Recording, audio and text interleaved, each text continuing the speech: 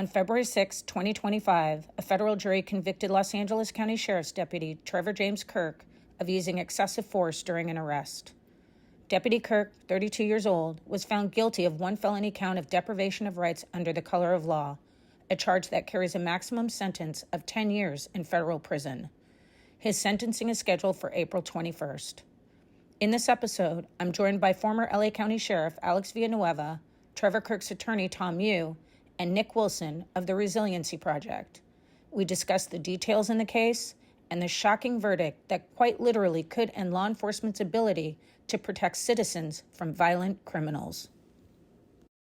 I think we're all very shocked by the jury's decision, and like I said, we're in America, we respect the verdict, but we always think of, as a lawyer, you're like, wait, what just happened? What just happened? Because the last 3 days, the 2.5 days in trial, I thought, really, I didn't think we were behind. I thought we were making pretty good progress, So when the verdict came out, I said, this is a very dangerous case for everybody else. It begins with, and how it ends is with how this case got started. It got started because, the sitting sheriff presented a case to the federal government to investigate for misconduct. That's very dangerous because they're going to turn that case into a prosecution. And I think if you think about it, a friend of mine, we're talking about this case. Really, I mean, you can indict any use of force. You can indict any shooting, and you're probably going to get convictions of it because the jury, they don't. In this climate, it's very difficult for a jury to understand the work that these men and women are doing, and to put it on camera, it's a very ugly scene. And to me, when I first got the case, I said, okay, this guy's doing his job. He's going to a robbery in progress. There's a suspect that's resisting. He's got to detain the suspect. He's got to conduct an investigation. He's got to make it safe. She's resisting. A takedown, OC spray. That's all there was to it. But then they turn into this. Well, you didn't like how, she was recording. You didn't like how she was telling her to do your job, and this extra narrative starts coming out. And again, that's their theory. But I think for me and our side, we presented the facts of the case. We argued the facts. I did not expect a guilty verdict. There's some cases I go, oh man, I hope I can just hang the case. That would be a win for us. This is not the case that I thought. One of the things that we learned early on when we were made aware of this case was that LA County Sheriff's Deputy is responding to the Winco Market in Lancaster. He is dispatched to a call for service for a 211 now, which for your audience is a robbery in progress occurring now. And a robbery is a felony, right? The theft of something by force or fear. So that already raises the stakes. And that call was never downgraded by dispatch to say it was a lesser crime. So the deputies are going into this situation knowing that it's a felony in progress, right? So they get there, they arrive on scene. They were given a description of both suspects, a male and a female, by the reporting party. When they got there, upon their arrival, the male suspect was detained without incident, even though he was a little bit squirrely. And the female suspect during the detention of the first suspect was standing behind them and videotaping. And it should be noted that the 911 call clearly shows that the reporting party, right, the Winco Market, had stated that the suspects had already assaulted loss prevention as they were in the process or the progress of committing their crime. This is what deputies believed going into this situation. Upon their arrival after detaining the first suspect without incident, the Trevor Kirk's partner had signaled, pointed, that's the second suspect. Trevor Kirk goes to try to detain her, and she becomes immediately combative, resisting arrest.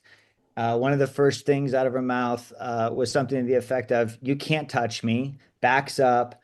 He immediately does what every reasonable police officer would do before investigating a violent crime or a robbery. You have to make the scene safe. And he gives her commands to stop. He tries to grab her hands and put her into a control hold to detain her. She continues to resist arrest, at which point he did what every single police officer is trained to do. He took her to the ground to be able to apply control techniques on her. She continues to be combative. She continues to yell, scream, bring up her hand, bring up her leg. At which point he could have used a higher level of force, but he resorted to the most basic minimal use of force, which is pepper spray, and warned her that he was going to do it. Pepper sprays her 2 times, and then he takes her into custody right after that because the second dose of pepper spray was effective. And the second that he actually was able to place her in handcuffs because the pepper spray was effective, what happened was he calls for medics. He says 902R right on the radio, which means roll medics so that they can come and attend to the pepper spray dispersion that he did, all within policy.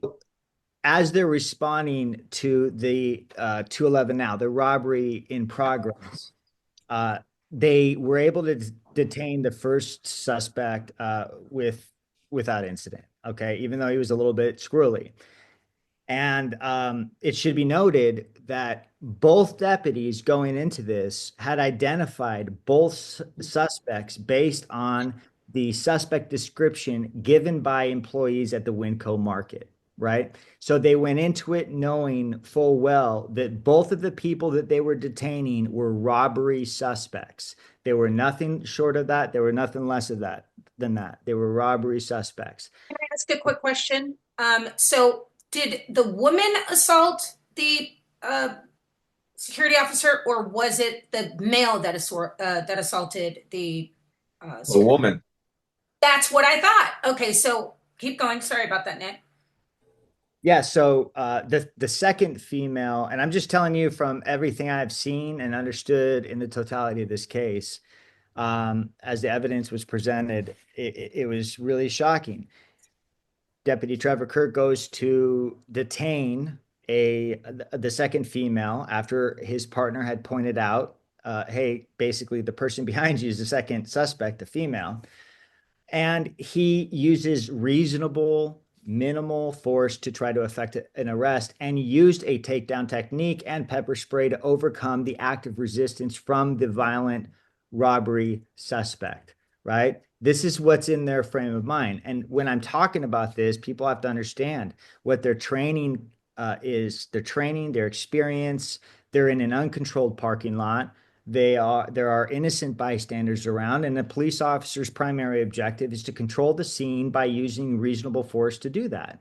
And so after he was able to apply his second disbursement of pepper spray and take her into custody, he immediately calls for medics. And so he says on the radio right then and there, 902R, which kind of disproves the prosecution's allegation that this is a willful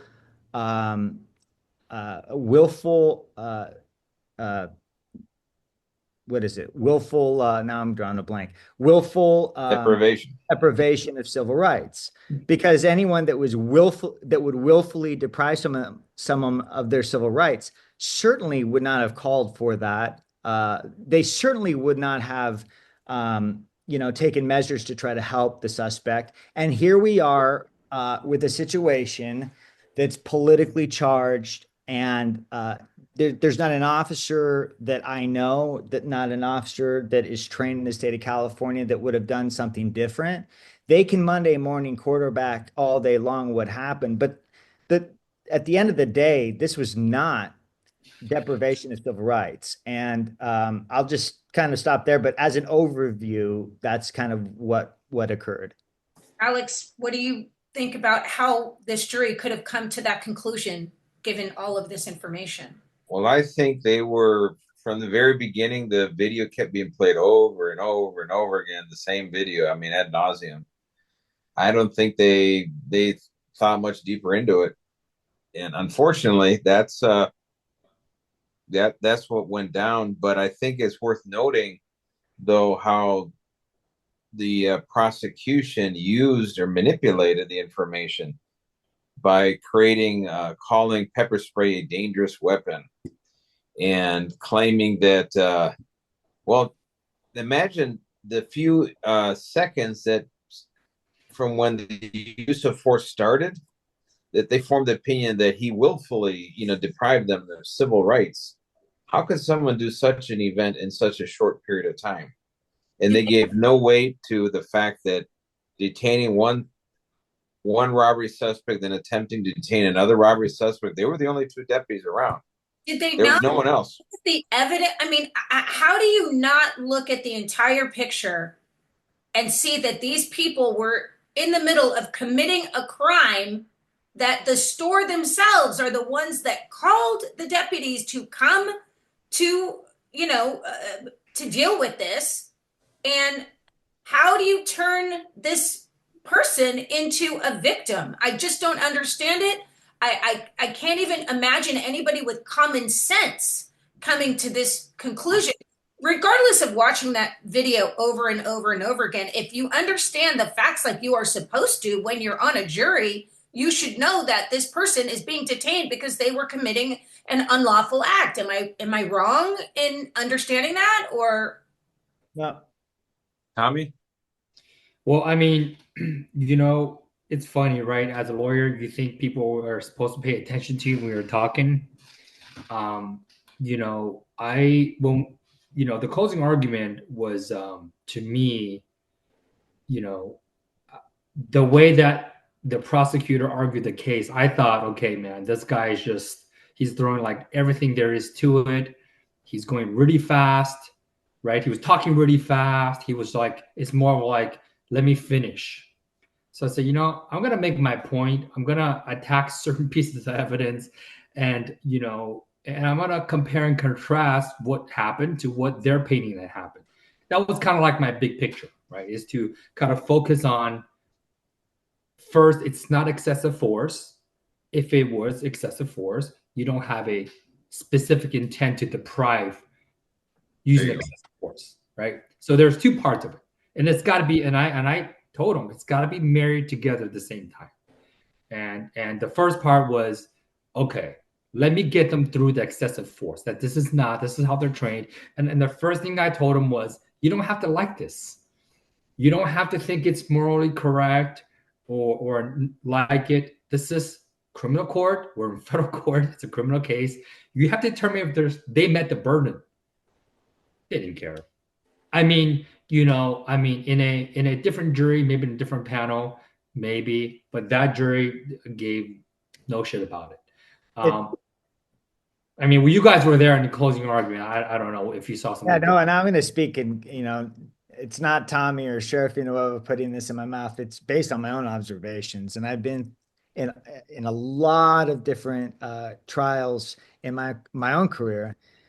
But Tommy did a phenomenal job, and he articulated things so that the basic person could understand the elements of the crime, that the prosecution did not meet the burden, and it's worth noting that even if someone believes that they are being illegally detained, it does not allow them to become combative. And the law is very clear on that. You cannot resist arrest even if you think you're being falsely detained. You had so much overwhelming evidence in this case that showed that Deputy Trevor Kirk attempted to use reasonable force to effect an arrest in the midst of his investigation with a suspect that decided that they were going to be combative. And this never would have happened if that suspect, not victim, complied with lawful commands and just went with the program like the first suspect did. But that's not the way it turned out. And I think that, this was a very young and I don't want to get into it or attack my own, the beliefs from what I saw, but the DOJ and the FBI right now, they had a job to do. Okay. Unfortunately, I think that the real miscarriage of justice is the misapplication of the law and the continuation of the prosecution of Deputy Trevor Kirk, because any law enforcement practitioner, you don't have to be an attorney to see it. You could be a basic recruit just out of the academy. They would look at this case and say, good job. All right. Sadly, justice didn't prevail in this case, and Deputy Trevor Kirk in no way deprived someone of their civil liberties. I'll give it another take too, because I remember during the trial, the prosecution gave a lot of weight to look at all the commands they gave to the male deputy. Oh my God, all this de-escalation the Deputy Alejandro did, how wonderful. And yet nothing happened the other side. But what they didn't consider was, from a physical threat perspective, he remained the biggest physical threat until he was properly handcuffed. And even then it was iffy. He wasn't very compliant. And so once the handcuffs was secured, then the attention turned to her. And she was non-compliant from the very beginning. Judging by her, I'm going to use my cell phone to record you. I'm not a suspect anymore magically because I'm an innocent bystander with my cell phone, which was the furthest from the truth. And that irritated me, hearing how they were trying to spin that story. One of the things that I saw when I was there was that the prosecution attempted to allege that it was Trevor Kirk's, for lack of a better term, his anger, his frustration that he was being filmed. And that's why he went straight for the cell phone, which actually is an absolute fabrication of the truth, because law enforcement officers are trained to go for the hands, right? Because hands are what kill. And so what he was trying to do was he was trying to detain her by grabbing her hands and put her hands behind her back. That's one fact. Another interesting things is that they painted Trevor Kirk in a way that seemed politically charged. They vilified this man, and they basically, going with what Sheriff Villanueva said, the first subject wasn't doing what the second suspect was doing when Trevor Kirk was confronting her. And that was clear as day. He was talking a lot and a little bit squirrely, but he didn't do this, taking a swipe at Trevor Kirk in the beginning, backing up, saying, no, you can't touch me, and actively resist arrest. That's what she was doing. So people have to start understanding that the real totality of this, the message that this really sends to law enforcement. Basically, the outcome of this case is you're telling police officers that when they go to a robbery call and they use reasonable and minimal force to try to overcome resistance, that they now can be subjected to the federal government in a crime which I believe was a malicious, politically motivated crime. This, elements of a crime. The elements of the crime were not there. Tommy Yu, in his opening, in his closing, in his cross-examination, did a phenomenal job of substantiating that. And it's worth noting that the quote victim of this crime, the one that Trevor Kirk detained and arrested, which was really the suspect, never showed up in court to tell her story. The prosecution put on a case based on hours and hours of the same video and body-worn camera surveillance stuff. Effectively brainwashing. In fact, and Tommy, you can verify this. That whole allegation that he went to grab the phone, like there was some conspiracy to conceal the recording. He was recording it himself. Right. What is there to hide? In fact, his partner is recording it as well. And what I see, as I wrote in my article, it started, aside from the deputy gang nonsense, station tattoo nonsense, which obviously as of now I think has gone nowhere because didn't a panel of judges kind of shut that down? You're wrong. That's the latest I understand.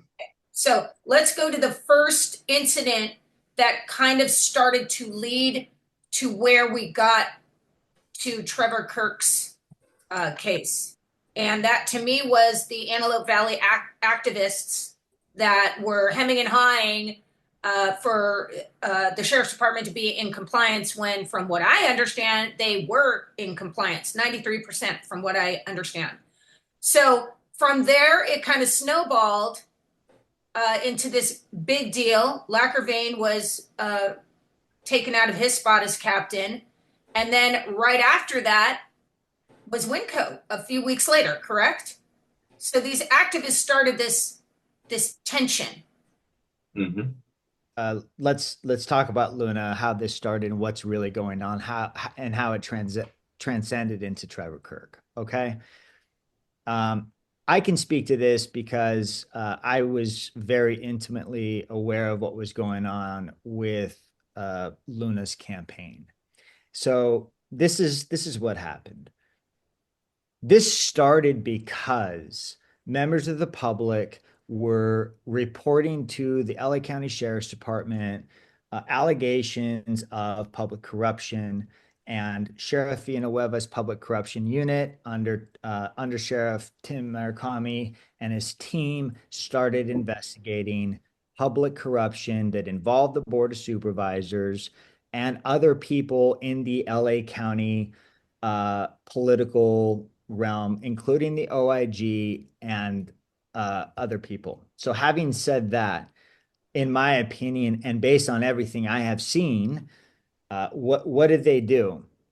They were, and by the way, this involves members of the media and people that were tipping them off on public corruption investigations. I was involved in this. I know. I was Who well were aware. involved in this. They became absolutely petrified that they would be implicated should those investigations come to fruition. Mind you, before we continue, Sheriff Villanueva, his department, in the with full transparency, publicly put out letters and memos to and from LASD, to the OIG, to the Attorney General, to the FBI, to members of the County Board of Supervisors on lasd.org to show the public what was going on. Okay, what happened was that the Board of Supervisors recruited Luna to run against Sheriff Villanueva because Luna would be the kind of guy that would fall in line and toe the line for the Board of Supervisors, right? Because he's bought and paid for. Having said that, they waged lawfare against Sheriff Alex Villanueva. And in the process of waging lawfare against Sheriff Villanueva and working with members of the media to frame this narrative of deputy gangs, Luna starts to campaign on a myriad of things regarding deputy gangs, regarding the tons of things. I confronted him in his campaign. The thin blue line is racist. We need to hold deputies accountable. The sheriff's department's out of control, yada, yada, yada. In the total of all these acts, there were never, ever, no evidence of deputy gangs, despite the OIG and the County Board of Supervisors' crazy attempts to try to prove and justify that. I'll tell you what, Nick, on that note, if you go through all the rhetoric in the last 4 years when I was in office, and you ask yourself, does any of this have anything to do with public safety? And you realize, oh my God, it had nothing. It was all about politicians' feelings, perceptions of being under the microscope, being held accountable. But when it came to actual public safety, like getting people deputies to solve crimes, respond to emergencies, evacuate people, during times of crisis, that stuff had nothing to do with any of that. It all became very painfully obvious. Fast forward now with the fires that happened this year. Yeah, 100%. I mean, this narrative continued.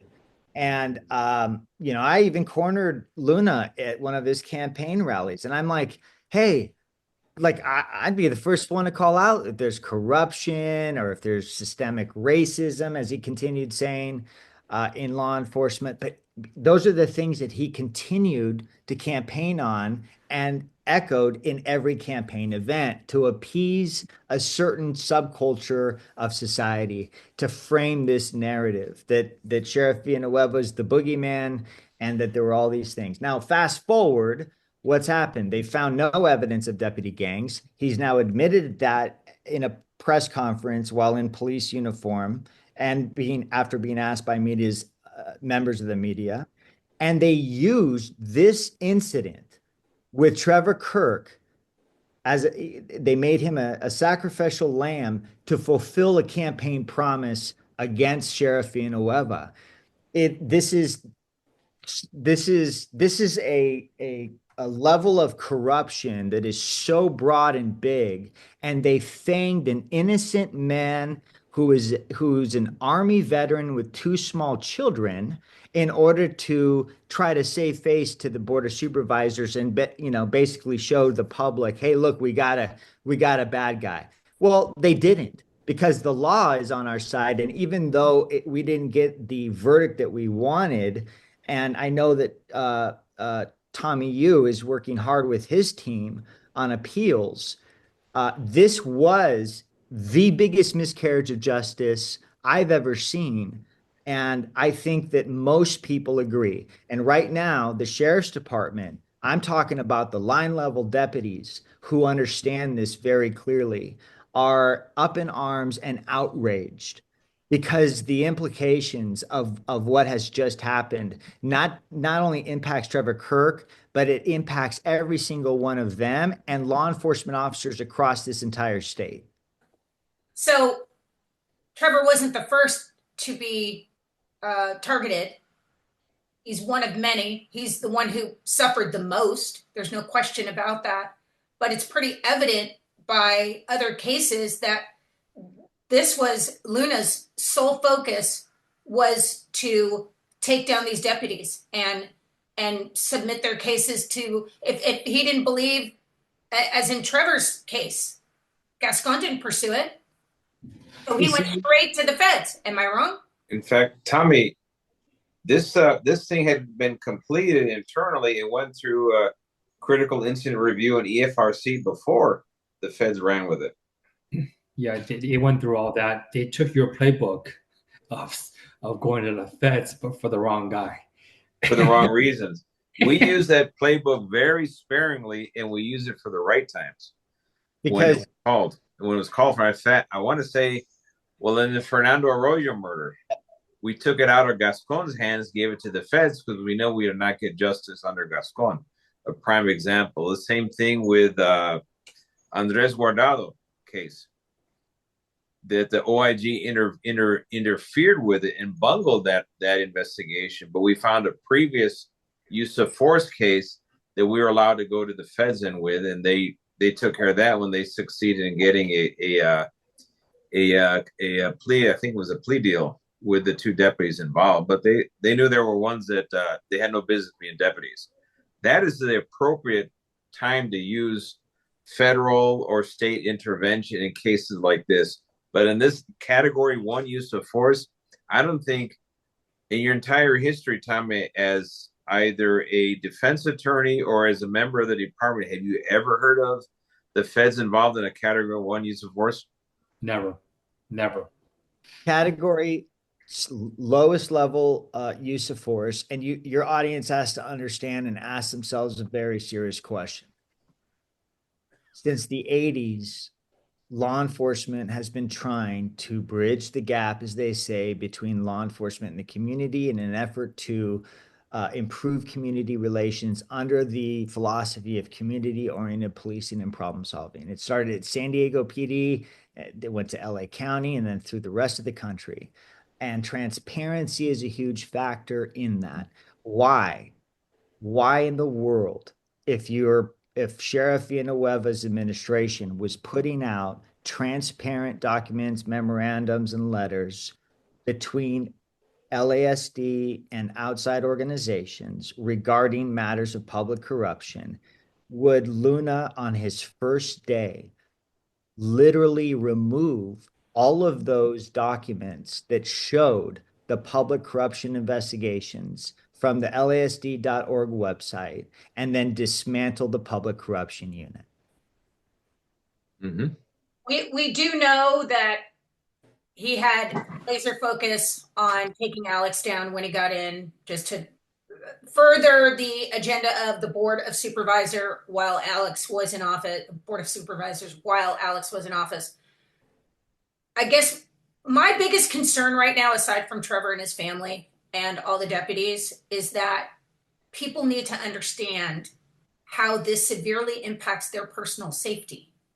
And that's what people who are not law enforcement that are going to watch this need to understand, is that a verdict like this just sends a message to law enforcement: don't bother doing your job. Don't bother arresting a suspect. Don't even bother touching a suspect, because you're the one who's going to become a suspect. So what does that do? So many people are displaced, and they are feeling like they are not being protected by the politicians, especially after these wildfires and the Eaton fire that was so horribly handled by Sheriff Luna.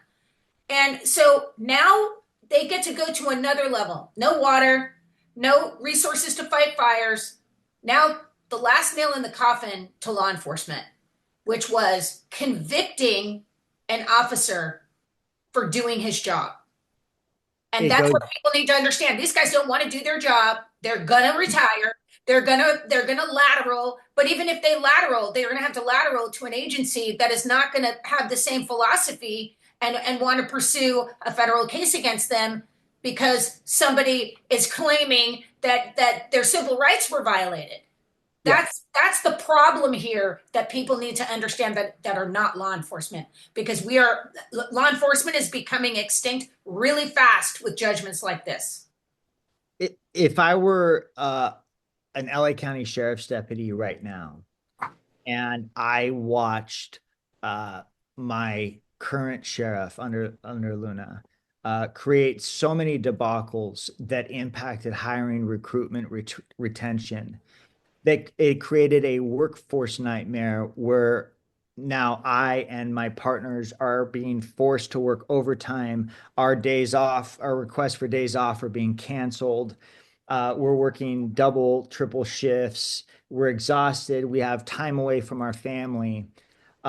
You take that a step further.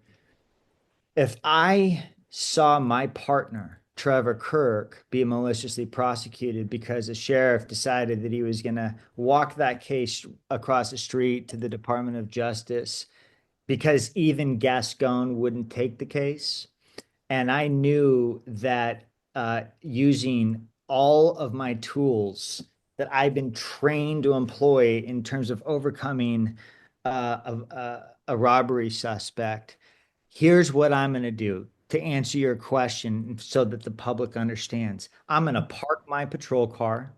I'm never going to be proactive, right? I'm not going to go out and look for people that are in the act of committing crimes. I am going to zero proactivity. Okay. I'm just going to sit there like firemen, and I'm going to respond to calls for service. And that's never going to decrease the crime rate, which means in turn that the residents of LA County are no longer safe. Mm-hmm. And now, if you thought that the hiring, retention, recruitment issue was already in crisis, this just sealed the deal. Well, nobody is going to want to work there. Not to be a doomsday person, but the matter is slightly worse than that, because the legacy media, in collusion with the Board of Supervisors and the political establishment in LA, this both city and county, they're not counting anymore the objective measures of police activity. Remember, in fact, remember the old Tommy U response times? How important it is to have low response times? They don't even count response times anymore because it's really ugly. Arrests. Have you ever heard numbers about arrests? How about self-initiated patrol activity, citations, all these things that are statistical data that are generated, that are easy to compare year to year across the entire department, across all of law enforcement. They just don't even count those anymore. Just kind of like crime, where they've stopped counting crime rates and they're telling, oh, crime is down, where everybody's saying, are you crazy? It looks like anarchy out there. And they'll tell you that crime is down. They're not counting the stuff that matters because the message is the information is so bad and damning. They figure, well, if we don't count it, the press doesn't report on it, we're off the hook and we won't be held accountable. That is the big game that's being played right now. And that's how the Board of Supervisors relied on endorsements from the LA Times to all three of them that were up for re-election in 2024 to get reelected. Even though the county is a raging dumpster fire in every which way possible you measure it, it never reaches the foot of the elected leaders that are creating this whole mess. And that is the big challenge. So, Lord willing, with the new Trump administration and new federal DOJ, we can start kind of pushing this pendulum back towards the middle, where we need to start holding people accountable. We need to start actually having data, the real picture, disseminated public, where people can appreciate, hey, yeah, you defund law enforcement, no one's going to rescue your grandma from that senior home in Altadena. She's going to burn to death. Why? Because there was no deputy left to rescue her. Mm-hmm. So while you voted for that, enjoy the rewards of your political ideology. Tommy, can you give us kind of some insight on what's going to happen next with Trevor? Yeah. So we're working on a motion to vacate the verdict. In the federal criminal system, the judge can vacate the verdict if we meet the high burden. And that's very rarely granted. I think if there is a case to be granted, this is the case. Now, I told the jury, obviously, they didn't agree with me or they didn't pay attention to that portion, but you need to have the mindset to know it's excessive force, and you got to cross the line of knowing it's excessive force the moment you approach the suspect. That is impossible. Like, there is no evidence of that in this case. So let's say there was excessive force, right? Because let's say you go, well, I don't agree how it was slammed. The prosecutors said it was WWF style slam. And I threw it right back at them. Do you see a WWF style, or do you see how that's third trained?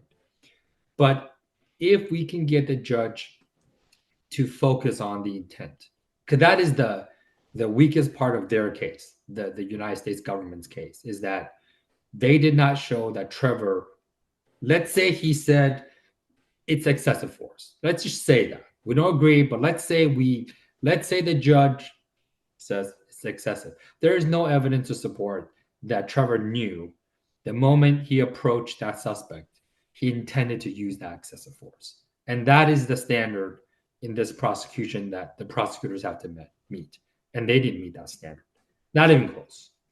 I mean, there are various other things that were not there that I think, it's the jury. They get to decide on these things, right? That's why we have a jury. But they did not, like what Nick said, we pointed out, like, if you wanted her to suffer, if you want to retaliate, if you want to teach her a lesson, then why would you call the ambulance? She hasn't even gotten up yet. That is incomprehensible.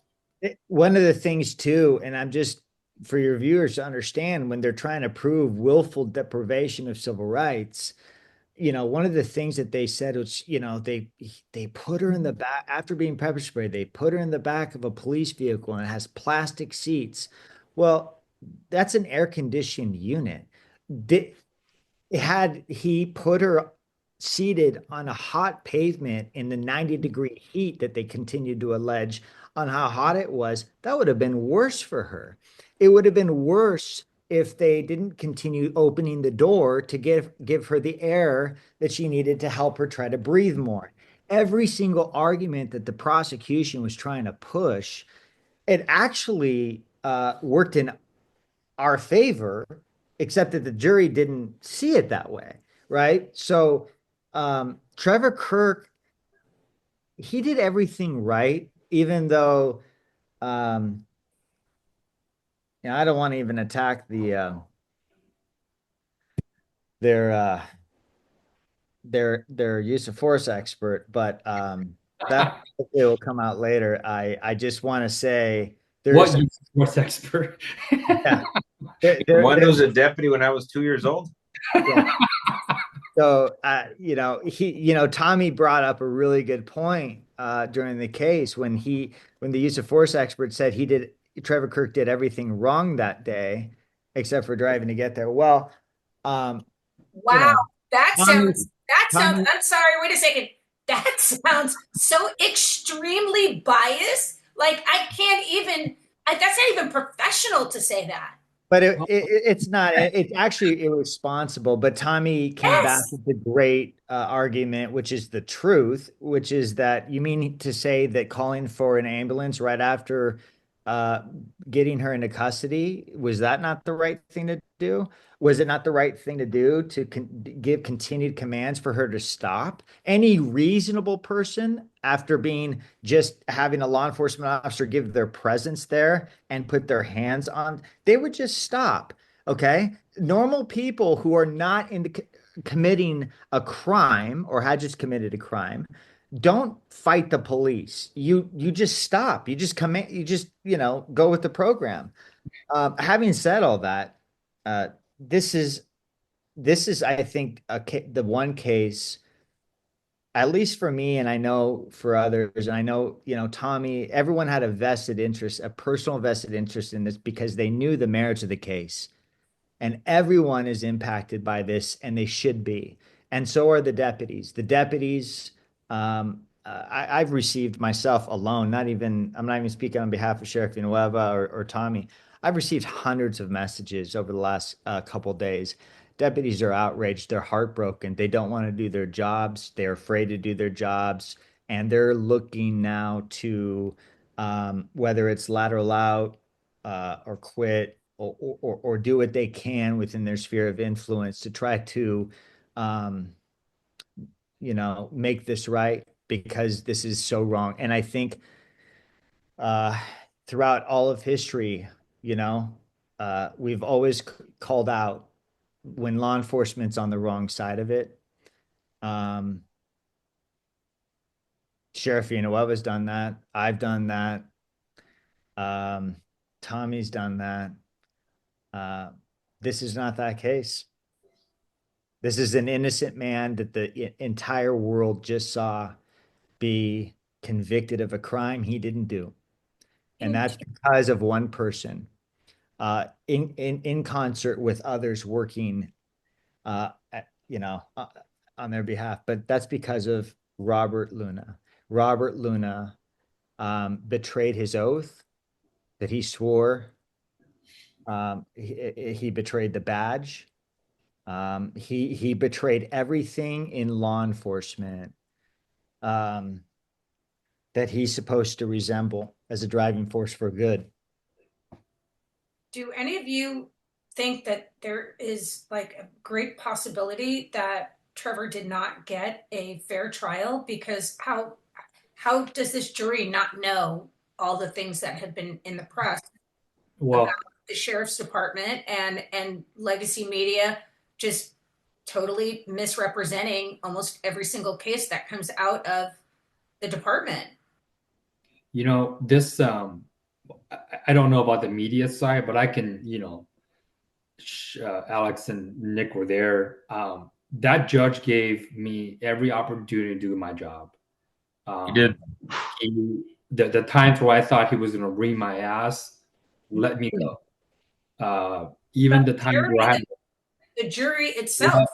well, we don't control the jury, but I can tell you that in federal court, judges don't care. They will reprimand you in front of a jury. And I got to tell you, I have never seen a lawyer on their side, but just the lawyers in general get reprimanded the way they have. That judge, from what I can see, he allowed us to do our jobs. There was no, even in closing argument, he was cutting them off. He was cutting off the prosecutor's argument. I mean, as far as the judge giving us the opportunity to, from our side in my job, zero complaint. I think these two gentlemen will attest to that. Zero. I've never seen it ever in trial before where a judge came in so strong. And there were times where Tommy didn't even have to object. The judge just said, "What are you doing? Get on with your case. Put on your case."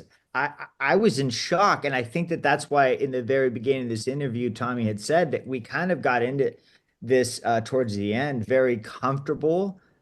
Even we were, anxious, but comfortable because Tommy put on a great case, and we all felt like the judge saw exactly what was going on. He understood what was happening, and The jury made the decision, correct?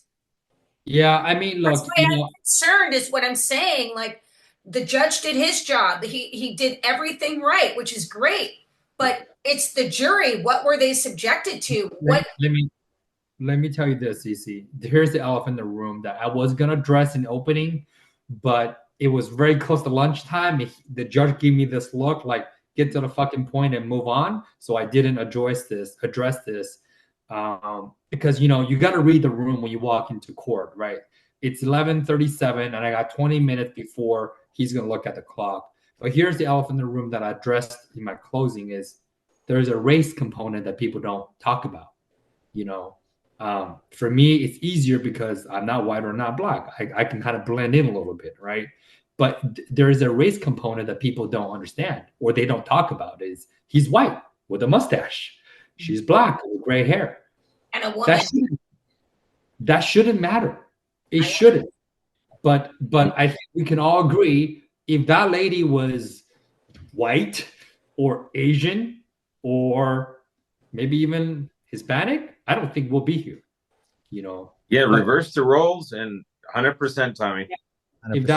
If that was a female, younger female black deputy, we wouldn't be here. And that is the we talked about this, CC, in months earlier in the summer. This is something that people don't talk about. It is the race component that people don't understand. They see a white cop taking down a black suspect. And by the way, the Department of Justice, they never called her a suspect, right? And I had to get it out of their experts. I said, let's stop calling her a victim or a subject. She's a fucking suspect, right? And this is the narrative, is that they're using this. Okay, well, she's black. Oh, it's a Lancaster. He's white. He must be racist. I mean, I think there's an undertone to it. And that's what's unsaid. Now, this case was never about race, right? The Graham standards and the policies, but it's a factor. People think about it. You look at it, you're like, oh shit, white cop, black suspect. And Tommy's 100% accurate. And the truth is the prosecution, especially in their closing, said all she had was a mask, her glasses, and an inhaler. And this big bad wolf essentially came in and, they demonized it from the beginning to the end while playing the video on repeat, which didn't prove anything other than she was resisting arrest. And in Graham versus Connor or any other subsequent case law or policies and procedures at LASD or the standards and training that they receive at post, he was well within his right to defend himself, overcome resistance, effect an arrest of a robbery suspect. That's the case at hand. That's what we're talking about. The suspect assaulted Trevor Kirk. So I don't understand. Like in any case, if somebody hits somebody first, that person is obviously the one who should be in trouble, not the one who's protecting himself, correct? You would think that, yes. But the thing with CC with jury trials, man, people always say that there's a runaway jury. Like, we could do our job, they could do their jobs. You leave it all there, and at the end, you just never fucking know, man. You really don't. I mean, there's cases that I tried where I'm like, fuck, I hope they don't convict him. I pray a hang is a win. I had a case where a case hung 11-1, you know, and I thought there is no way they're gonna hang. This is so damn clear. In fact, after the closing, I thought those lawyers looked pretty concerned. You know, I thought their faces were very concerned. Oh, they were, and I know there were times that Tommy was working with this his defense team, and I think Sheriff Villanueva and I and others that were there in support of Trevor Kirk were looking very carefully at the prosecutors, and they looked like they were in sustained fear, like we were in trouble. You could see it; it was palpable. But they went so far as to continue in their closing.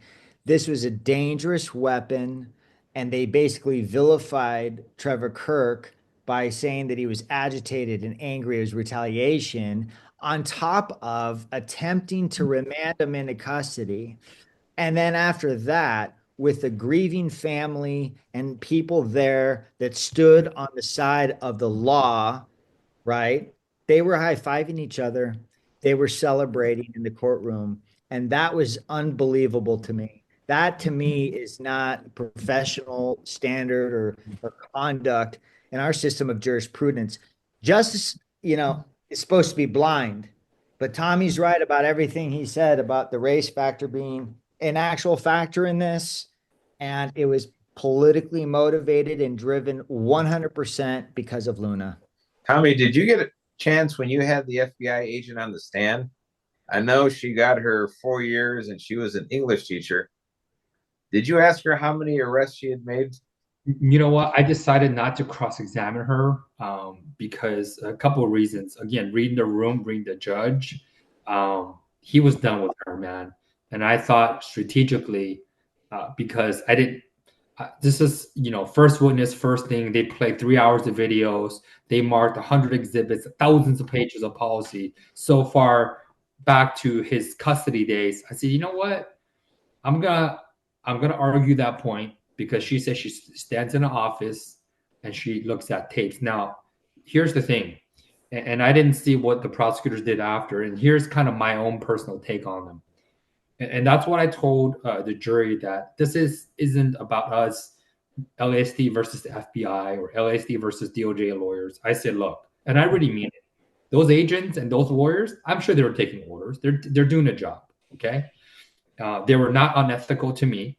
The agents were very accommodating, even in the earlier process. So I had nothing bad to say about anybody in this process. I really don't, deep down my heart. But they're not deputy sheriffs. They don't respond to robberies. They don't wear Sam Browns. They don't wear shoulder patches and badge and drive a radio car and respond. They're different people. And I really meant it when I said it. I didn't it wasn't like some pretend stuff. It's like, look, we need people in the FBI. They do a job that we don't do. But they're not us. They're not Tanner Green. They're not in the dark blue uniform. They're different people, Mm-hmm. And so we need English teachers, but English teachers don't respond to robbery calls. FBI agents don't respond to robbery calls. And I had no problems with any of the agents, really. They were actually very professional. I really had zero issues. I really mean it. They didn't, there's some people, some cops, agents, they walk the line, right? We all know them. We've all met them. They're a little bit overzealous. There's prosecutors that are overzealous. Honestly, I have no issues with any of those guys and gals. For me, I agree with you on your assessment that they were doing their job. Yeah. I think it's just from a generational perspective and their profound lack of experience. I don't think they comprehend, because they have never done the job, they don't comprehend the ripple effect of this prosecution on the entire operation of local municipal law enforcement. I don't think they can even comprehend that. And that's what my concern is. But that's a higher level concern they're putting on there. When I was working with the FBI task force as a task force officer, we had agents do ride-alongs with us on Saturday night.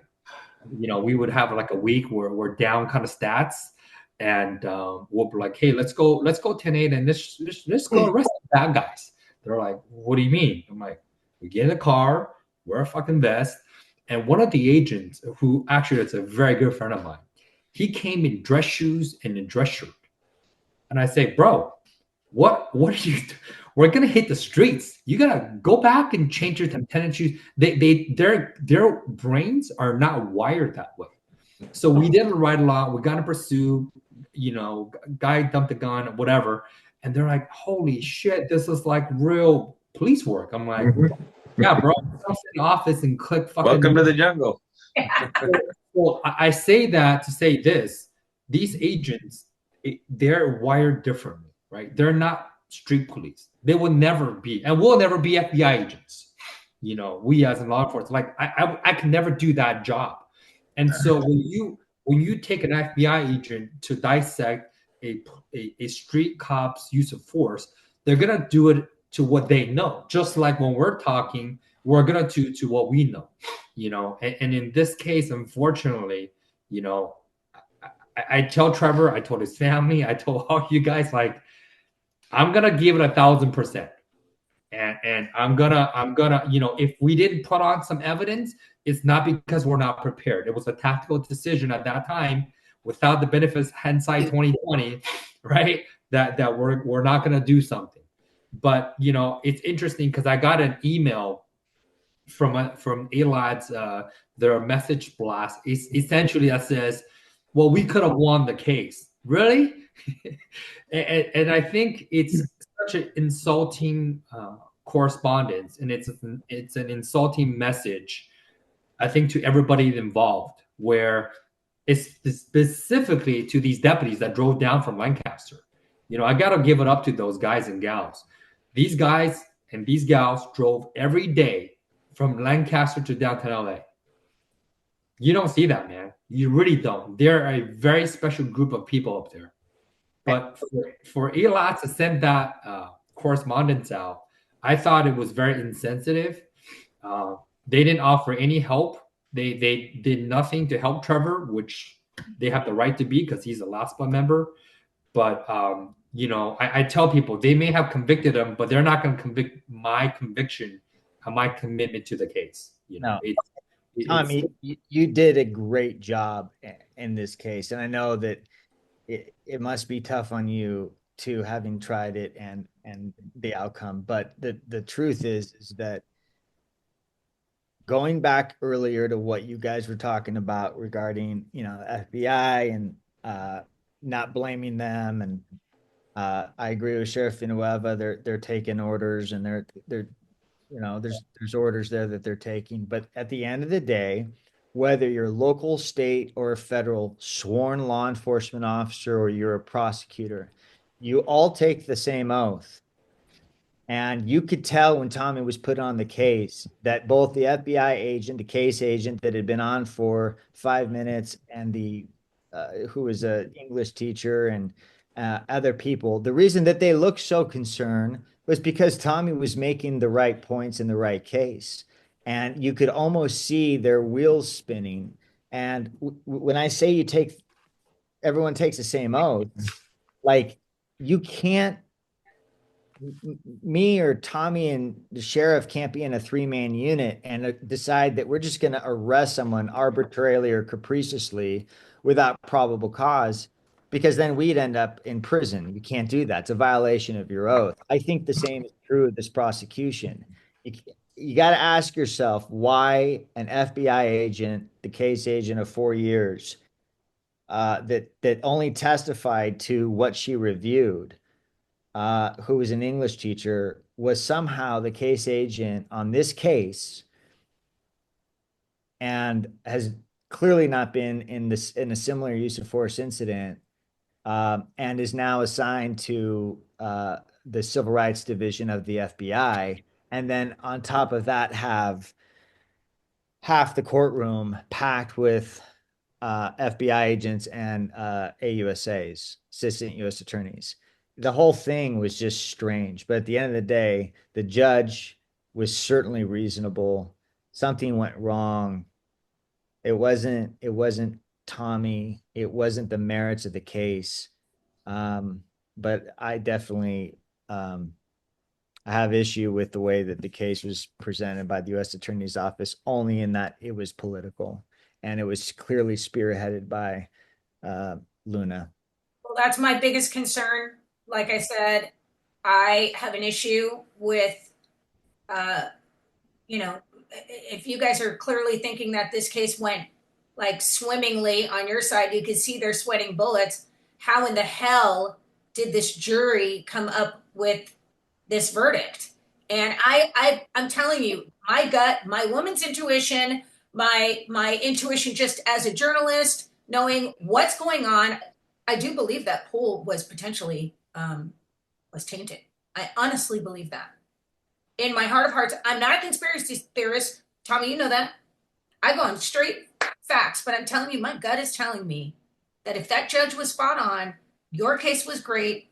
Those guys looked really nervous, and that jury will voted the way they did. They were tainted somehow. You know, CC, sometimes when I ask others, like, hey, what did you think about this cross examination, or what do you think about this? I ask people that because when you're like on the stage, so to speak, and you're on the stage in federal court, believe me, you get into a not a tunnel vision, but you get laser focus in that examination. So I'm not really I'm paying attention, but I'm not paying attention. I'm looking at him, but I'm not really processing what's going on because I got to focus on the questions. And I've asked a lot of people, like, hey, man, what did you think of this? I've asked some people that are not lawyers, the people from my office, people from just, sit in the audience. And what, like after day one, what did you think of the cross examination of the use of force act? Oh, fuck. I mean, it was not like, well, I don't know. I mean, it was overwhelming, like, damn, I think things are going our way. And I'm not being naive. There are times I've tried cases where, fuck, we took some hits today. Or like, damn, this guy sucked, nothing like that. In this case, I mean, even after day one, I called Nick. I'm like, how did you go? Oh, fuck, I saw this. Nothing. What we thought was, and I understand we come from law enforcement background, but we're reasonable. I think we're reasonable human beings, and we can see something for what it is. And that I did not expect. Not in like an hour verdict or 45 minutes, because they went to lunch. An hour. And I don't know if they're deliberating over lunch, but they got lunch served at like 12:45, and around 1:40-ish, we got a question, which means that question is presupposing that they had rendered the guilty verdict for the excessive force already. So, I mean, if you talk about deliberating under the law, there is no way you can agree. I mean, because that is a specific intent crime. You have to specifically know you're crossing the line at the moment you cross the line. It can't be after. It has to be that moment. How do you get that in less than an hour? That is the part for me for the rest of my life. I would not know. That's why. Just so you know, I did call Tommy and say, is something not right? Because I get a weird feeling right here. And it is weird how jury selection went. And I was just say, it was like, I think it was like 6 or 7 people asked to be excused because they have a bias against law enforcement because of, their perception of police brutality, this, that, and the other. And it was a little strange for me at one point, just throwing it out there. Well, that's my point. So my intuition is right. I mean, it was just something like that. It was everyone else that remained on the jury heard all of that. I'm not saying that is why the outcome was. I'm just saying, I also think it was strange that one of the members that was pooled to be on the jury for consideration before he requested to be excused went to law school with one of the prosecutors actually putting on the case. Look, here's how I think. Okay, in federal court, the judge picks the jury. They do the jury selection questionnaire. It is like every federal judge does it differently. This judge does it this way for the past 30 years. He voir dires them in this very, very quick questioning. That is how he impanels the jury. Usually it's about 35 minutes to pick a jury with a federal judge. In state court, you can get a week. You can get a week. You can get 3 days. I had a case right before the month of COVID. I had 4 days because it was a cop case. It was a pretty lengthy, very complex issue. Judge gave me 4 days. This judge doesn't. That is the way it goes. Now, I don't know about the coincidence or not coincidence. Look, here's what I know. In the next 10 days, I'm going to spend a tremendous amount of time with my team to work on a post-verdict motion. It's going to be heard April 21st. There's a lot of fight left on this case. Good. Glad to hear it. The fight is not over. Okay. We're all in on the trial. That door closed. For whatever reason, it's not there. I am still processing that because at some point in my day, I always thought, what if? Don't what if talk. But what if you did this? What if you did that? I have to condition myself not to what if it, because if you do your own autopsy, it's ugly. So we are putting together a very persuasive motion to Judge Wilson. And should he grant it, this would be all over. This would be all over. From your mouth to God's ears. That's what I'm going to say. Amen. Yeah. And Nick, Alex, Vivian, everybody involved has been very supportive. I know we have a lot of support. We have outpouring support. I've never seen Alex, you missed so much. I have never seen a former sheriff come out to attend one of his former deputies' jury trial. That is unheard of. For Alex and Vivian and Nick and everybody else to support Trevor, that is honestly unheard of. The amount of support that we've been getting from that amount of positive outlooks. Now, there are some people like the folks from ALS who said I could have done better. And that's just, to me, it's like the Teddy Roosevelt quote, "Men in arena." And it's very, this is why Luna gets to do what he's doing. Because to conquer is to divide, right? To divide is to conquer. Oh, and absolutely. Luna is hoping that the deputy personnel are divided. And they are divided. They're divided because certain people in certain positions of power in these unions, they improvise. They love this division because for whatever reason they want to also control these deputy personnel. And I say we can't divide. We have to reunite. Trevor's case is an opportunity for the whole department to reunite.